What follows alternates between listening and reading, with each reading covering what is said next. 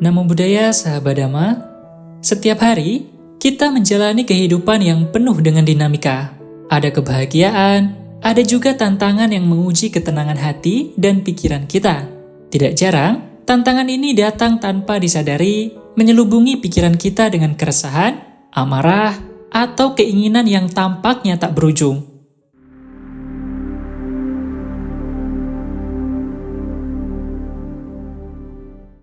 Dalam keadaan ini, seringkali kita bertanya-tanya, mengapa kedamaian sejati terasa begitu jauh dari jangkauan? Jika Anda pernah merasa seperti ini, ketahuilah bahwa Anda tidak sendiri. Kehidupan modern membawa tekanan yang begitu besar, baik dari segi materi, hubungan, maupun tanggung jawab. Semua ini bisa membuat kita terjebak dalam siklus ketidakpuasan yang melelahkan. Namun, apa yang sebenarnya menyebabkan kondisi ini? Mengapa begitu sulit bagi kita untuk merasa cukup, puas, dan benar-benar damai?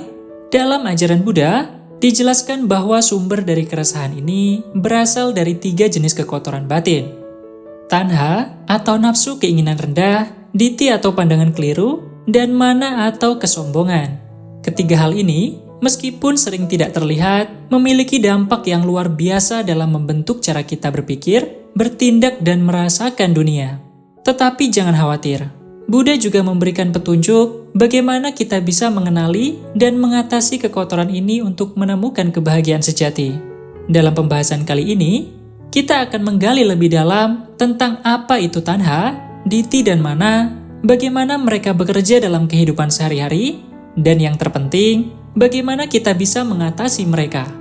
Melalui kisah-kisah inspiratif dari kehidupan Sang Buddha, kita akan belajar cara menerapkan ajaran ini di tengah tantangan kehidupan modern. Mari kita mulai perjalanan ini dengan hati terbuka, penuh rasa ingin tahu, dan niat untuk menemukan kedamaian batin yang sejati. Dalam ajaran Buddha, tepatnya di Mahanidesu halaman 280, Wibhanga halaman 393, dan Netipakarana halaman 37-38, dijelaskan 3 penggolongan kekotoran batin, yaitu yang pertama, tanha atau nafsu keinginan rendah. Tanha adalah nafsu yang berasal dari keinginan duniawi yang berlebihan, baik terhadap materi, status maupun kesenangan instan. Keinginan ini seringkali menjadi akar penderitaan karena menciptakan ketidakpuasan yang terus-menerus. Contoh kisah Sang Buddha, kisah Pangeran Siddhartha dan kemewahan istana. Sebelum mencapai pencerahan, Pangeran Siddhartha hidup dalam kemewahan di istana. Raja Sudodana, ayahnya, sengaja menjauhkan Siddhartha dari realitas kehidupan agar ia tetap terikat pada kenikmatan duniawi. Namun, Siddhartha merasa bahwa kebahagiaan yang diperoleh dari kemewahan adalah semu dan sementara. Ketika ia melihat 4 peristiwa agung, orang tua, orang sakit, orang mati, dan seorang pertapa, ia menyadari bahwa kebahagiaan sejati tidak terletak pada hal-hal duniawi, tetapi pada pembebasan batin. Pembelajarannya, dengan mengendalikan tanha melalui kesederhanaan dan mindfulness, kita dapat membebaskan diri dari siklus keinginan yang tidak pernah berakhir. Yang kedua, diti atau pandangan keliru.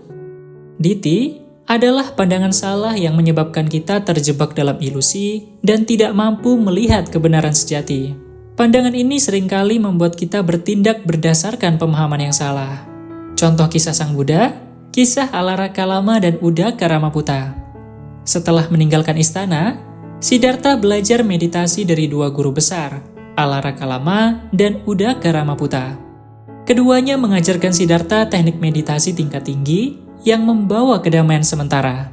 Namun, Siddhartha menyadari bahwa ajaran mereka masih terikat pada pandangan keliru karena kebebasan sejati tidak tercapai melalui meditasi yang hanya bersifat sementara. Hal ini mendorong Siddhartha untuk mencari jalan pencerahan yang lebih mendalam, yang kemudian dikenal sebagai jalan tengah. Pembelajarannya, dengan terus merenungkan dan mencari kebenaran, kita dapat melepaskan diri dari pandangan keliru dan mencapai kebijaksanaan sejati. Yang ketiga, mana atau kesombongan. Mana adalah rasa superioritas yang membuat kita merasa lebih baik dari orang lain. Kesombongan ini sering menghalangi hubungan sosial dan pertumbuhan spiritual. Contoh kisah Sang Buddha, kisah kesombongan Kisa Gotami. Kisah Gotami adalah seorang wanita yang dilanda kesedihan mendalam setelah kehilangan anaknya. Ia mendatangi Sang Buddha dan meminta obat untuk menghidupkan kembali anaknya. Sang Buddha memintanya mencari biji sawi dari rumah yang tidak pernah mengalami kematian. Dalam pencariannya, Kisah Gotami menyadari bahwa kematian adalah bagian dari kehidupan dan tidak ada yang dapat menghindarinya. Awalnya, kesombongan dan keegoisan dalam menghadapi penderitaan pribadi membuatnya buta terhadap penderitaan orang lain.